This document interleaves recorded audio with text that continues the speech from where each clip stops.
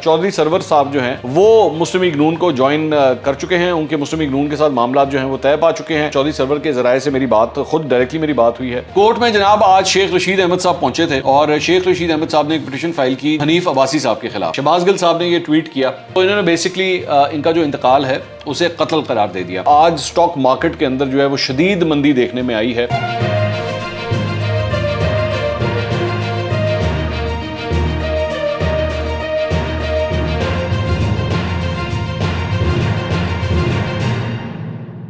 अस्सलाम वालेकुम नाज़रीन, मैं हूं मंसूर अली खान। अपने YouTube चैनल के ऊपर आपको खुश आमदीद कहूँगा। सबसे पहले आपसे दरख्वास्त के चैनल को सब्सक्राइब करना मत भूलिएगा और बेल आइकन ज़रूर प्रेस कीजिएगा। नाज़रीन 6-7 मुख्तलिफ खबरें हैं जो आज आपके साथ डिस्कस करनी है। आज ही के दिन की चंद डेवलपमेंट्स हैं जो मैं आपसे डिस्कस करना चाह रहा हूँ। सबसे पहले ज़रा मईशत के बारे में एक ख़बर मैं आपको दूंगा। आज स्टॉक मार्केट के अंदर जो है वो शदीद मंदी देखने में आई है और मार्केट जो है वो 1500 पॉइंट से भी ज़्यादा एक मौके के ऊपर गिर गई। और इसकी वजह ये बताई जाती है कि जो सियासी अदम इस्तेहकाम है वो इसकी बहुत बड़ी वजह है, क्योंकि माशी हालात जो हैं वो कुछ ठीक नहीं जा रहे और IMF के साथ जो मामलात हैं वो अभी तक तय नहीं हुए हैं। मिफ्ता इस्माइल साहब ने कहा तो था कि जी बड़ी अच्छी डेवलपमेंट्स हुई हैं, सब कुछ हुआ था। और आपको याद होगा कि मैंने आपको उस वक्त भी एक फुटेज आई थी, मिफ्ता इस्माइल साहब जब एयरपोर्ट के ऊपर पहुँचे थे तो उनके ऊपर फूल की पत्तियाँ जो है निशावर की गई थी। लेकिन उन फूल की पत्तियों का हम इस सिलसिले में क्या करें जब अगर आपके माशी हालात ही ठीक नहीं हो रहे। तो स्टॉक एक्सचेंज के अंदर भी जो है वो आज ये शदीद मंदी देखी गई है और बताया जा रहा है कि इन्वेस्टर्स जो हैं वो काफ़ी घबराए हुए हैं, काफ़ी परेशान हैं। साथ ही साथ डॉलर के हवाले से भी कोई ज़्यादा अच्छी खबर नहीं है। डॉलर के हवाले से रिपोर्ट ये आई है कि आज डॉलर ओपन मार्केट के अंदर 188 रुपये के ऊपर ट्रेड होता हुआ दिखाई दे रहा है। तो वो डॉलर जो एक्चुअली इस हुकूमत के आने के बाद एकदम 8-9 रुपये गिर गया था और उस वक्त काफ़ी क्रेडिट लिया गया था इस नई हुकूमत की जानिब से, वो भी अब आहिस्ता आहिस्ता आहिस्ता इंचअप करना शुरू हो गया है और आज 188 रुपये के ऊपर ट्रेड होता हुआ दिखाई दिया है। इसकी बहुत बड़ी वजह ये भी बताई जा रही है कि अब तक मौजूदा हुकूमत ने जो दोस्त ममालिक से भी रब्ता किया, सऊदी अरब से भी और UAE से भी, वहाँ से तसल्लियाँ तो आई हैं लेकिन पैसे शैसे अभी तक कोई नहीं आए हैं।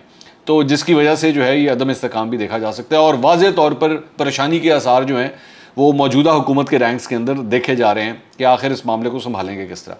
अंदर की खबर जो है वो ये है कि जो दीगर ममालिक हैं, जो दोस्त ममालिक हैं, उनकी जानिब से भी एक्चुअली ये कहा जा रहा है कि जब तक पाकिस्तान जो है वो IMF के साथ अपने मामलात को ठीक नहीं करेगा तब तक मजीद किसी एड के बारे में कोई गुफ्तगू हो नहीं सकती। अब IMF जो है वो ऑलरेडी आपको ये कहता है कि जनाब पेट्रोल के ऊपर जो आपने सब्सिडी दी हुई है उसे ख़त्म करें, बिजली के रेट बढ़ाएं, टैक्सेस को बढ़ाएं। अब इन सारी चीज़ों के ऊपर अगर आप जाते हैं और ऐसे मौके के ऊपर जब इमरान खान साहब जो हैं ऑलरेडी इस्लामाबाद की कॉल देने वाले हैं, बल्कि एक किस्म के दे ही चुके हैं, सिर्फ उन्होंने तारीख का ऐलान करना है, तो ऐसे मौके के ऊपर ये हुकूमत जो है वो किस तरह इन IMF की शराइत को जो है वो मान सकती है। तो हुकूमत इस वक्त जो है इस सिलसिले में काफ़ी मुश्किलात के अंदर फंसी हुई है। कुछ कानूनी मामलात के बारे में भी मैं बात करता हूँ। एक और ख़बर जो आज आई, जियो टेलीविज़न के ऊपर ये खबर नशर हुई कि जनाब चौधरी सरवर साहब जो हैं वो मुस्लिम लीग नून को ज्वाइन कर चुके हैं। उनके मुस्लिम लीग नून के साथ मामला जो हैं वो तय पा चुके हैं और अगली दफ़ा जो है उन्हें कौमी असम्बली का टिकट दिया जाएगा। तो ये तो बात मैं आपको कन्फर्म कर सकता हूँ कि चौधरी सरवर जो हैं वो अगला इलेक्शन लड़ना चाहते हैं, कौमी असम्बली की सीट के लिए लड़ना चाहते हैं। लेकिन ये जो खबर है इस खबर को आज डिनाई कर दिया गया है और चौधरी सरवर के ज़राए से मेरी बात खुद डायरेक्टली मेरी बात हुई है। उन्होंने कहा है कि जी अभी तक इस सिलसिले में कोई फ़ैसला नहीं हुआ है और चौधरी सरवर ने फ़िलहाल मुस्लिम लीग नून को ज्वाइन नहीं किया है। फ़िलहाल नहीं किया है, आगे जाके कर लें तो उसका कुछ पता नहीं है, लेकिन फ़िलहाल नहीं किया है। मैं आपको इस खबर के बारे में ये भी मैं आपको बता सकता हूँ कि चौधरी सरवर की सिर्फ मुस्लिम लीग नून नहीं बल्कि और भी सियासी जमातों के साथ जो है वो बातचीत चल रही है, लेकिन अभी तक उन्होंने इस सिलसिले में फ़ैसला नहीं किया। अलबत्ता ज़ाहिर बात है जो मौजूदा हुकूमत की पार्टियाँ हैं, 2-3 पार्टियों से जो है वो उनकी गुफ्तो शुनीद हुई है, बातचीत हुई है, लेकिन अभी तक कोई वाज़ेह तौर पर फ़ैसला नहीं हुआ। ये भी कहना है कि जी चौधरी सरवर साहब के जो बेटे हैं अंस सरवर, वो इंग्लैंड में होते हैं और उनकी भी खबर के मुताबिक जो जियो पर खबर चली वो ये भी थी कि जी उनकी मुलाकात हुई है नवाज शरीफ के साथ और उनके ज़रिए ये सारे मामला जो हैं वो तय हुए हैं। लेकिन अभी ये देखना है क्योंकि वो तो आज इस खबर को डिनाई कर रहे हैं, बल्कि उन्होंने यहाँ तक कहा कि जी जिस चैनल ने ये खबर चलाई है उनको एक्चुअली इस खबर की तस्दीक करनी चाहिए थी। तो चौधरी सरवर के हवाले से ये खबर है। मुस्लिम लीग नून के अंदर एक हल्का चौधरी सरवर साहब की इंक्लूजन के ख़िलाफ़ भी है, मैं आपको ये भी बता दूँ, क्योंकि वो ये समझते हैं कि जी चौधरी सरवर साहब ने जो है नून लीग को पहले छोड़ दिया था उसके बाद तहरीक इंसाफ में चले गए थे, तो अब इनको वापस जो है वो नहीं लेना चाहिए। लेकिन एक तबका जो है वो समझता है कि नहीं, चौधरी सरवर साहब को ले लेना चाहिए, वो हमारे लिए एक बहुत बेहतरीन एसेट के तौर पे काम कर सकते हैं। तो सियासी तौर पर ये मामला जो हैं वो यहाँ पे पहुँचे हुए हैं।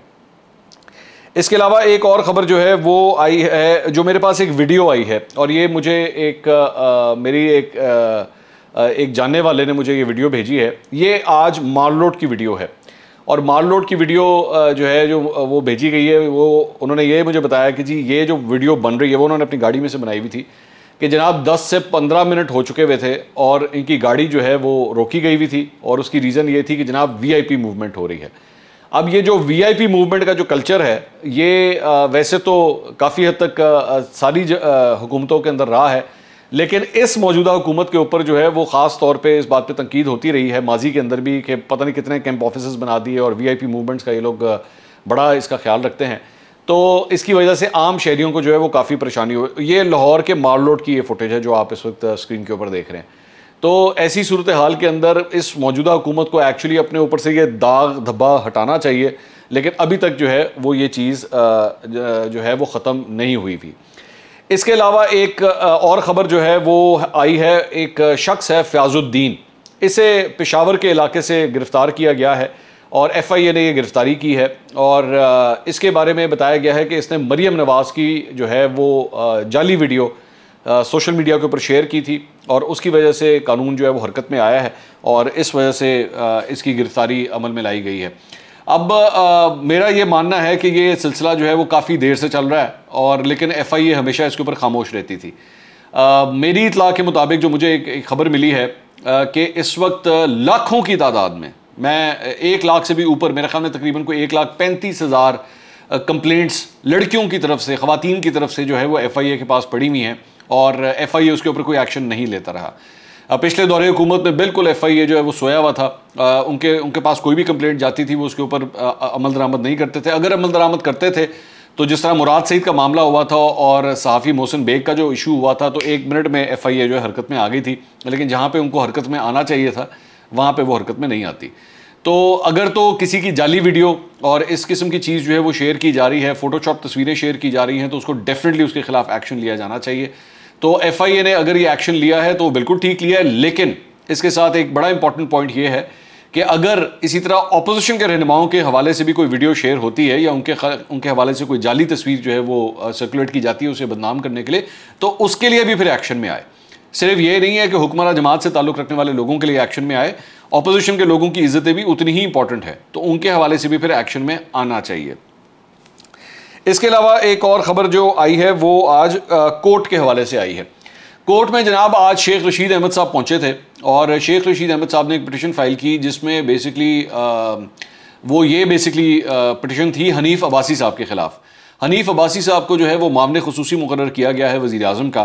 तो शेख रशीद अहमद साहब ने पिटिशन फाइल की कि जी इनको काम से रोका जाए, आज ही रोका जाए, क्योंकि ये जो हैं वो मुजरिम साबित हो चुके हैं, इनके खिलाफ फैसला आ चुका है अदालत का एफिडविन केस के अंदर। तो क्रिमिनल केस के अंदर अगर इनकी कन्विक्शन हुई हुई है तो इनको फ़ौरन काम से जो है वो रोका जाए। और बेशक अगर ये अपील में भी हैं, हनीफ अब्बासी साहब एक्चुअली इसमें अपील में हैं, तो अपील का मतलब जो है वो ये नहीं है कि इनके ऊपर जो फैसला आया हुआ है इनके खिलाफ वो ख़त्म हो गया है, वो उसकी सिर्फ सज़ा ऑन होल्ड है, तो इसलिए इनको काम करने से फौरी तौर पे रोक दिया जाए। इस हवाले से डेवलपमेंट ये हुई है कि इस्लामाबाद हाई कोर्ट के अंदर चीफ जस्टिस अतर मिनुल्लाह इस मामले की तहकीकात, इस मामले के ऊपर समाअत कर रहे थे। तो उन्होंने ये कहा है कि जी उन्होंने रिव्यू के लिए भेजा है वज़ीर आज़म के पास कि जी आप अपने इस फैसले को जो है एक दफ़ा दोबारा रिव्यू कर लें। लेकिन साथ ही साथ उन्होंने फ़िलहाल शेख रशीद साहब की ये इस्तदा थी कि जी इनको काम से रोक दिया जाए, उसे मुस्तरद कर दिया है। तो एक किस्म का शेख रशीद साहब को कुछ रिलीफ भी मिला है, लेकिन शेख साहब ने जो लार्जर एक डिमांड की हुई थी कि जी इनको फ़ौरन काम से रोक दिया जाए, वो फ़िलहाल मुस्तरद हो गई है। इसमें एक जो बड़ी इंटरेस्टिंग बात हुई है वो ये है कि जो चीफ जस्टिस के रिमार्क्स थे वो बड़े इंपॉर्टेंट हैं। उन्होंने शेख रशीद अहमद साहब से पूछा कि जी ये बताइए कि अदालतों के हवाले से जो हैं वो आपकी जमात के लोग, यानी कि इमरान खान साहब की वो बात कर रहे थे कि जनाब वो जलसों के अंदर ये बात कहते हैं जी अदालतें क्यों खुली थी, और अदालतों ने जो है वो अदालतों के काम के ऊपर जो है वो शक व शुबात जो है वो रेज़ कर रहे हैं। तो अगर आप जाके ज़रा इमरान खान साहब से, उनकी जमात से एक दफ़ा पूछ लीजिए कि क्या आपको इस्लामाबाद हाई कोर्ट के ऊपर, अदालतों के ऊपर, जजेस के ऊपर एतबार है या नहीं है। और अगर नहीं है तो हमें बता दें, हम आपके केसेस जो हैं वो किसी और जज को ट्रांसफ़र कर देते हैं। तो शेख साहब ने कहा कि जी मैं ख़ुद तो पूरी तरह आपके ऊपर एतमाद करता हूँ, कोई मुझे एतमाद का कोई इशू नहीं है, अलबत्ता आपका पैगाम जो है वो मैं इमरान खान साहब तक पहुँचा दूँगा। तो अदालत के अंदर भी जो एक अनईज़ देखी जा रही है, अनईजीनेस देखी जा रही है कि जनाब ये जिस तरीके से जो है वो इमरान खान साहब के जो रिमार्क्स आ रहे हैं वो कुछ ज़्यादा ठीक नहीं है। इस सिलसिले में एक और जो डेवलपमेंट है वो शहबाज गिल और फवाद चौधरी के हवाले से है। शहबाज गिल और फवाद चौधरी की गिरफ्तारी जो है वो मज़ीद उनको 3 दिन का जो है वो रिलीफ मिला है। 12 मई तक उनकी गिरफ्तारी को अब रोक दिया गया है, जबकि शेख रशीद साहब वाला जो केस है वो 17 मई तक जो है उसकी समाअत मुलतवी कर दी गई है। तो केसेस के हवाले से तो ये सूरत हाल थी। इसके अलावा आर्टिकल 63A वो जो मुदरिफ अराकीन के हवाले से जो प्रेसिडेंशियल रेफरेंस है वो आज उसकी समाअत हुई है सुप्रीम कोर्ट के अंदर, और उसके अंदर बाबर अवान साहब ने जो है वो तहरीक इंसाफ की जानिब से दलाइल उसके अंदर पेश किए और उन्होंने मुख्तलिफ इस चीज़ों के ऊपर बहस की है। तो वहाँ पे भी बड़ी इंटरेस्टिंग डिबेट हुई है, बड़ी इंटरेस्टिंग गुफ्तगू हुई है, और वहाँ पे भी जजेस ने बताया, वहाँ पे उन्होंने एक्चुअली तस्करा किया कि जी ये जो अदालतें रात को क्यों खुली वाला ये जो एक नया शोशा स्टार्ट हुआ हुआ है, तो बलूचिस्तान हाई कोर्ट ने एक दफ़ा रात के 2:30 बजे भी काम किया हुआ है, तो ये बात भी वहाँ पर आई। इसके अलावा मुख्तलिफ सवालात किए गए कि जी ये बताइए कि उन्होंने बाबर अवान साहब से सवाल किया कि जी अगर कोई शख्स जो है वो अपने हल्के से मुंतखब होकर आता है और कोई ऐसा कानून पास किया जा रहा होता है जो उसके हल्के के ख़िलाफ़ हो, तो क्या वो तब भी पार्टी के साथ ही वोट करने का पाबंद है या वो पार्टी के ख़िलाफ़ भी वोट कर सकता है? तो बाबर अवान साहब ने इस मौके के ऊपर ये कहा कि जी इससे बेहतर ये है कि वो अपने ओहदे से, अपने सीट से इस्तीफ़ा दे दे। तो इसके साथ साथ यहाँ पे ये सवाल भी किया गया कि ये बताइए कि इलेक्शन कमीशन ऑफ पाकिस्तान के अंदर जब मामला आया था, वो जब सेनेट के अंदर 14 वोट जो हैं वो एकदम स्विच हो गए थे, तो आप लोगों ने उस वक्त क्यों नहीं कोई एक्शन लिया? आपने उस वक्त क्यों नहीं वो, क्योंकि उस वक्त फ़ायदा हो रहा था ऑब्वियसली तहरीक इंसाफ को। तो उन्होंने कहा जी इस सिलसिले में इलेक्शन कमीशन ऑफ पाकिस्तान को जो है वो एक्शन लेना चाहिए था, उन्होंने अगर नहीं लिया तो आप उनसे ये सवाल करें। तो बहरहाल इस मामले की समाअत जो है वो भी अब कल तक मुलतवी हो गई है। अदालती मामला जो है उसके हवाले से ये अपडेट थी। एक और ख़बर जो है वो जो मैं आपसे शेयर करना चाह रहा हूँ वो है FIA के साबिक डायरेक्टर डॉक्टर रिजवान साहब की।